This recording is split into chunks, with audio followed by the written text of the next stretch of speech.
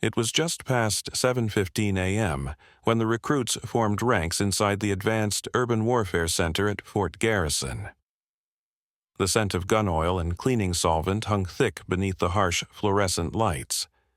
Staff Sergeant Luke Rowe paced in front of them, his boots striking the floor with the heavy rhythm of a man who thrived on being feared. He loved control, and the new recruits gave him that, clinging to every sharp command like scripture. But the energy in the room shifted when he announced that a civilian observer would join their evaluation. A ripple of whispers passed through the line as the side door opened. Sarah Kincaid stepped inside, dressed in a gray long-sleeve shirt, plain cargo pants, and scuffed tactical boots. Her hair was pulled tight, her face calm. With a cruel little smirk, Rowe asked if she'd taken a wrong turn, saying the knitting club met on Tuesdays. Laughter bounced off the steel walls, awkward at first, then louder as the young soldiers sought his approval. The sound filled the bay but carried no life. Surrounded by that hollow noise, Sarah didn't react. Her eyes swept the room, tracing the outlines of the kill house, the mock windows, the breaching doors. She noted how the light hit the corners and how the motion sensors were rigged along the ceiling. Her stance stayed balanced, shoulders relaxed, hands resting loosely by her sides, the posture of someone who had lived years in readiness. Rowe kept the performance going, feeding off the laughter. The recruits leaned on their rifles, confident the quiet woman in front of them had no place there. Up in the glass-walled control booth, General Alan Mercer watched with folded arms. The monitor's glow reflected across his face. He recognized that stance, steady, alert, restrained. Civilians didn't stand like that. A memory flickered, something from another war, another place. He'd seen that same stillness before, right before things went terribly wrong for someone else. The noise below faded into uneasy murmurs. Sarah stayed motionless, her calm presence slowly rewriting the air around them. None of the recruits noticed, but the tone of the room had already changed beneath their mockery. Tension built quietly, waiting for silence to make its move. By about 9:30 a.m., Rowe gathered the recruits near the mock apartment built inside the bay. Air-powered M4s lined the wall, their polymer frames marked with red tape to show they fired sim rounds only. He strutted like a performer on stage, his voice echoing as he barked that today was about speed and aggression. Sarah Kincaid stood toward the back, clipboard under one arm, watching the chaos of preparation unfold. Rowe turned to her with feigned patience, saying they were about to run a dynamic entry. A bit too much for someone who handles supply paperwork. The recruits laughed on cue. He called Private Ethan Ward to take point. Ethan moved with confidence built on repetition, not experience. His stance was solid, rifle low and ready, finger clear of the trigger as he awaited the command. At Rowe's signal, Ethan flowed through the doorway, clearing angles and sweeping each corner with practiced precision. His movements were sharp, nearly flawless, and Rowe couldn't resist showing off.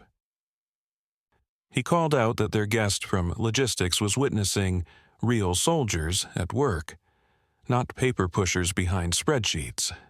Laughter rose again, louder this time, bouncing off the metal walls. Then it happened. Ethan, still feeding off the laughter, turned from the door and swung his weapon toward Sarah. The red laser dot from his training sight hovered between her eyes. He smirked and muttered that the hostile had been neutralized. The laughter died instantly. Every recruit knew that rule.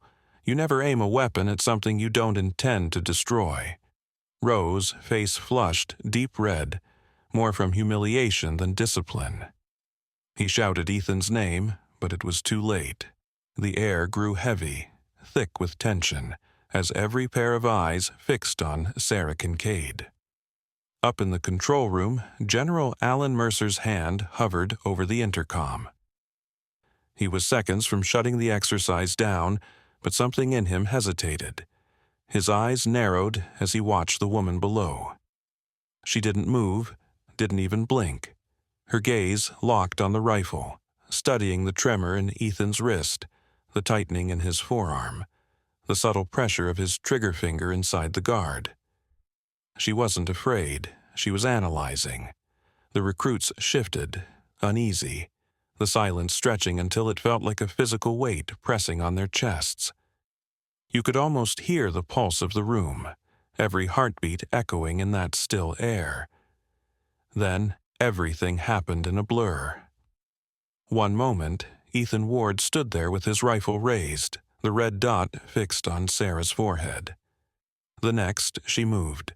Her left hand shot up, redirecting the barrel skyward while her right hand struck a nerve point just inside his wrist. The touch was minimal but precise, hitting the median nerve under the skin. The weapon dropped before he even realized he'd lost it. Sarah caught it midair, motion smooth, efficient, her body shifting into readiness like instinct taking over.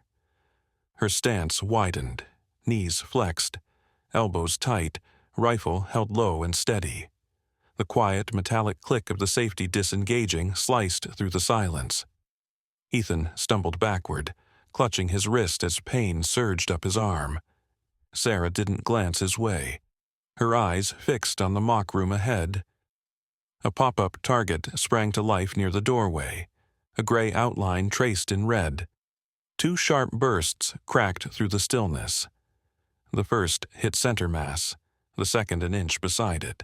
The rifle barely moved in her hands. She pivoted, firing 2 more shots through the window opening. Both landed in the head zone, a grouping tight enough to cover with a coin.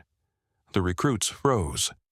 Another target snapped up from the left, followed instantly by one on the right, a split focus trap. Sarah dropped to a knee, narrowing her profile and controlling her sight line. 2 controlled pairs followed, left chest, right chest, clean, surgical hits. The hiss of compressed air lingered in the space between shots. Her breathing remained calm, every motion measured and deliberate. She wasn't reacting anymore.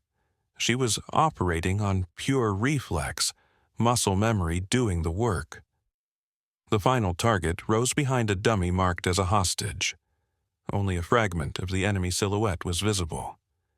Sarah exhaled halfway, pulse steady. The red dot hovered, then locked in. One last burst. The target jerked back, a clean headshot dead center.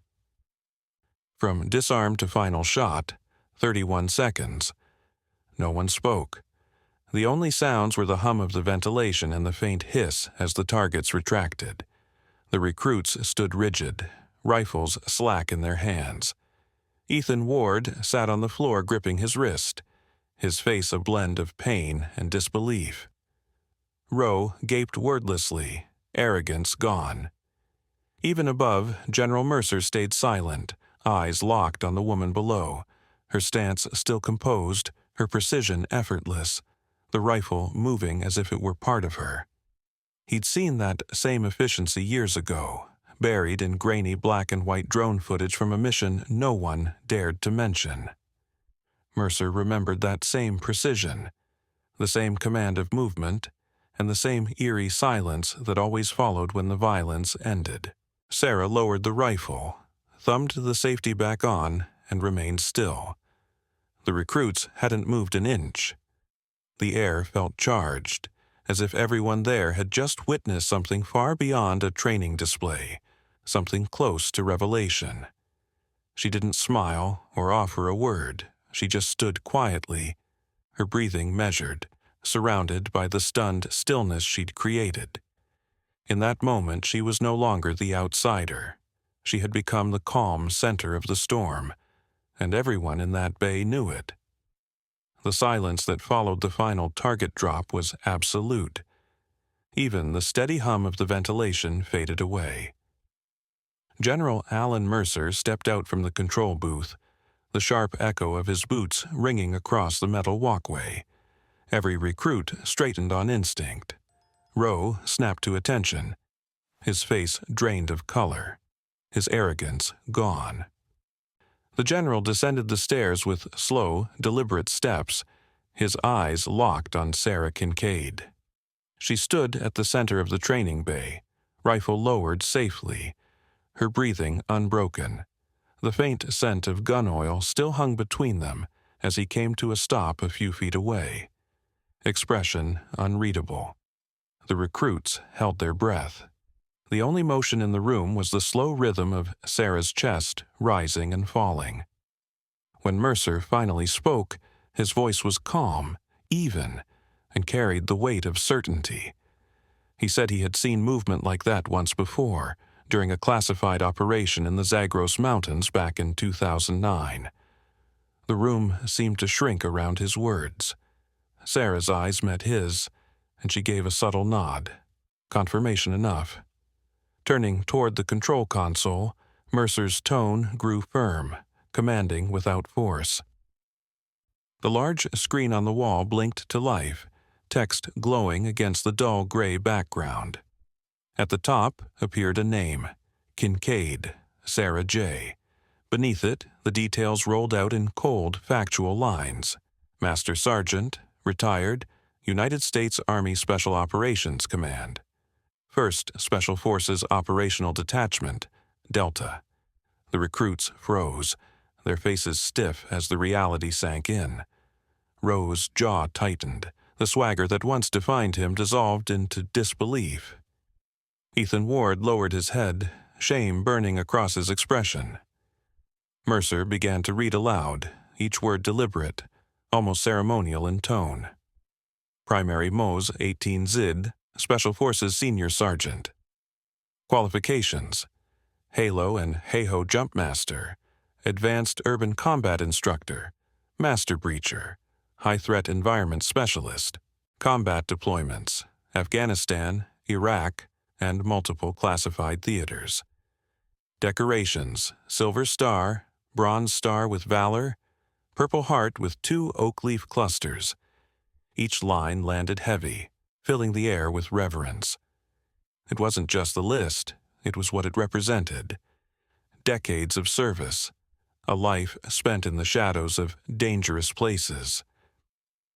The recruits glanced at one another, uneasy, then back at the woman they had mocked only an hour earlier. Their arrogance drained out of them like air escaping a punctured tire. General Mercer faced them again, his voice sharpening to a cold edge. He told them they had confused potential for mastery, noise for strength. They'd believed confidence made them warriors, but what they had just seen was what true mastery looked like. He reminded them that the woman they'd ridiculed had cleared more rooms and faced more combat than all of them combined. Each word hit with surgical precision. Then Mercer turned back to Sarah Kincaid. Straightening his posture, he brought his heels together, squared his shoulders, and lifted his right hand in a deliberate salute. One soldier to another, not of rank but of respect. The recruits stood frozen, awestruck. A general, adorned with stars, saluting a retired non-commissioned officer in civilian clothes, the moment stretched, solemn and pure. When Mercer lowered his hand, his tone softened. He said it was an honor to have her there, that these soldiers had just witnessed what professionalism truly looked like. Sarah didn't smile. She simply acknowledged his words with a calm nod, her expression composed. Though her eyes held warmth, a quiet understanding shared between equals. For a brief instant, something human flickered across her face, the faint recognition between two people who had both seen too much. No one in that bay would ever forget it. It wasn't just skill that had silenced them. It was the realization that real greatness doesn't shout. It moves with discipline and purpose, earning respect through deeds, not noise. The recruits remained still, trying to process what they had just witnessed. The silence that lingered wasn't fear anymore, it was reverence. They were dismissed shortly after 1400 hours. Their faces were pale, their energy drained. The laughter and bravado that once filled the bay were gone, replaced by a silence heavier than any reprimand. Sarah Kincaid stood alone at the center of the room, the faint hum of the air system filling the emptiness around her. By the book, she cleared her training rifle, ejecting the air magazine, locking the bolt to the rear, inspecting the chamber, then setting the M4 neatly on the table beside her. Every motion was precise, deliberate, the quiet ritual of a professional closing a chapter. As she turned to leave, a flicker of movement caught her eye. Private Ethan Ward stepped forward from the line, standing rigidly at attention. His voice trembled as he tried to speak, the words catching in his throat before they could take shape. He wanted to apologize, to explain, but nothing coherent came out, only the raw sound of regret. His throat tightened with shame. Sarah studied him for a long moment, her face unreadable. When she finally spoke, her voice was soft but carried through the entire bay. Words are easy, Private. Actions are what define you. Then she walked past him without another look, leaving that sentence hanging in the air like a weight he'd have to carry long after she was gone. In the weeks that followed, the platoon changed. Ethan was the first to shift. He stopped trying to be the loudest in the room. Each morning, he arrived before dawn, sweeping the training floor, checking the air rifles, making sure everything was squared away before anyone else arrived. He volunteered for the jobs no one wanted, cleaning rifles in the armory, sorting storage racks, repairing sling mounts worn from drills. Every weapon he touched, he treated with the same deliberate care Sarah had shown that day. He talked less, listened more. The others noticed. Without being told, they began to follow his lead. His transformation was quiet, no grand apologies, no speeches, just consistent, disciplined effort. The arrogance that once defined him faded, replaced by a calm steadiness. His posture grew firmer, his focus sharper. The instructors noticed it too. When others stumbled through drills, Ethan was the first to help. Steady voice, patient tone, never shouting. Respect began to follow him naturally, not because he demanded it, but because he'd earned it. Several weeks later, Sarah Kincaid returned to Fort Garrison to finalize her evaluation report. It was early, around 7:30 a.m., the base still stirring awake as she passed the open armory door. Inside, Ethan Ward stood alone, cleaning an M4A1, the sharp scent of oil and solvent filling the air. The overhead light caught faint streaks on his fatigues. When he noticed her, he immediately set the rifle aside and came to attention. He didn't speak, he didn't need to. Sarah watched him for a long moment. His posture was perfect but relaxed, calm in his eyes, humility in his stance. She gave him one slow nod. It wasn't forgiveness. Something deeper than that, acknowledgement. Ethan held her gaze and returned the nod with quiet understanding. No words were needed. It was the answer to the lesson she'd left him weeks before. When Sarah stepped out of the armory, the echo of her boots faded into the morning air. Ethan looked down at the rifle on the table and picked up the cleaning cloth again. His movements were steady, patient, precise, the same way hers had been. For the first time, he truly understood what professionalism meant, not because someone explained it, but because he had lived it.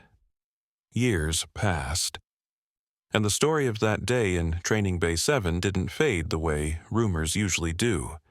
It spread through Fort Garrison not as gossip, but as a lesson. Soldiers began calling it the Kincaid Protocol. It came up whenever arrogance crashed against competence, when someone forgot the line between confidence and discipline. Instructors mentioned it in safety briefings and leadership courses, reminding every recruit what true mastery looks like when silence speaks louder than pride. Even the newest recruits at Fort Garrison learned the phrase within their first week. The Kincaid Protocol meant only one thing: respect the quiet professional. On the main bulletin board inside the training division hung a single still image pulled from security footage. It showed Sarah Kincaid in a kneeling stance, rifle locked into her shoulder, form flawless. Her posture was balanced, calm, efficient. Beneath the image, a laminated caption read, "The standard is the standard. Master Sergeant S.J. Kincaid, 31 seconds. No one ever dared take it down." The frame stayed polished, glass shining as if guarded by unspoken reverence. Recruits paused before every live drill to look at it. Some gave a small nod. Others said nothing, but all of them understood. That day had become part of the base's DNA. New arrivals from basic training heard the story during orientation. They learned that the quiet civilian who'd once walked into Training Bay 7 wasn't an outsider. She had been Delta Force. They learned how she turned mockery into a lasting lesson on humility and precision. It was never told as a tale of humiliation, but as one of professionalism. The instructors didn't embellish or dramatize it. They spoke of her with quiet respect, as if describing something sacred. Over time, the story became less about the woman herself and more about what she represented. Ethan Ward carried that legacy further than anyone. He stayed in the Army, climbed the ranks, and became one of the most respected NCOs on the installation. He never raised his voice. He didn't have to. His authority came from competence, not volume. His platoon trained harder than most, not from fear, but from a desire not to disappoint him. When asked about his leadership style, he'd simply say, "The standard sets itself." Those who knew the story understood exactly what that meant. On quiet afternoons, Ethan often visited Training Bay 7. By then, the facility had been renamed the Kincaid Center for Urban Combat Excellence. A small brass plaque hung near the entrance, engraved with her name and a date. He'd stand before it, hands clasped behind his back, tracing with his eyes the faint marks still visible on the polished concrete. Sometimes he brought new recruits there and retold the story. He didn't talk about embarrassment or failure anymore. He talked about transformation, about how one silent lesson could change a life. By that time, Sarah Kincaid had long vanished from public life. She had returned quietly to civilian living, her record sealed and her service privately honored. Yet her presence never left Fort Garrison. It lived in the routines of the base, whispered through its traditions, carried in the posture and precision of its soldiers. The true measure of her legacy wasn't the photo on the wall or her name on the plaque. It was in the quiet excellence of those who learned from her example. That was how the base remembered her. Not with parades or speeches, but with silence and precision, the same way she had taught them. Years passed since that day in Bay 7. The walls had been repainted, the floor refinished, but the air inside still carried weight. The plaque by the door now read, "The Kincaid Center for Urban Combat Excellence." A new line of recruits stood in formation, restless, eager, unaware that the lesson they were about to learn had little to do with marksmanship or tactics. Their instructor, a seasoned captain with calm eyes and a worn uniform, waited for the chatter to fade. He had once served under Sergeant Ethan Ward, and before that, he'd been just another recruit standing in this same bay. When the silence settled, he began the session not with commands, but with a story. He told them about the civilian consultant who had stepped into this very room years earlier, wearing no rank, no ribbons, just calm eyes and steady hands. He described how she stood through mockery from a platoon that didn't yet understand what professionalism looked like, and how, in just 31 seconds, she changed everything they thought they knew. He spoke of precision, discipline, and silence. The recruits listened closely, their smirks fading as the story unfolded. By the time he reached the moment when a general saluted a retired master sergeant, the bay had fallen completely still. The captain gestured toward the plaque mounted on the far wall, its surface engraved with 2 quiet words, "Never assume." He told them her lesson wasn't about firing faster or moving sharper. It was about something deeper. True strength doesn't shout, it whispers. Real competence doesn't need to announce itself. It proves itself through action. A quiet professional, he said, doesn't need to be seen to make an impact. Respect isn't earned through rank, but through mastery. The recruits absorbed every word, shoulders squaring, posture tightening, the weight of understanding settling in. The story had done exactly what it was meant to do. It humbled them before it inspired them. As they readied for their first drill, the captain stepped back, watching them with a new kind of respect. The hum of the ventilation system filled the air, the same low sound that had filled it years before. Somewhere high in the rafters, the faint echo of old rifle fire seemed to linger, a whisper from another time. The Kincaid Protocol had become more than a legend. It had become the standard. And beyond the walls of Fort Garrison, her message lived on. It was there in the engineer perfecting a design no one would ever see, in the doctor staying late to master a delicate procedure, in the teacher working quietly to shape a life. The truth remained simple and timeless. Genuine excellence doesn't crave applause.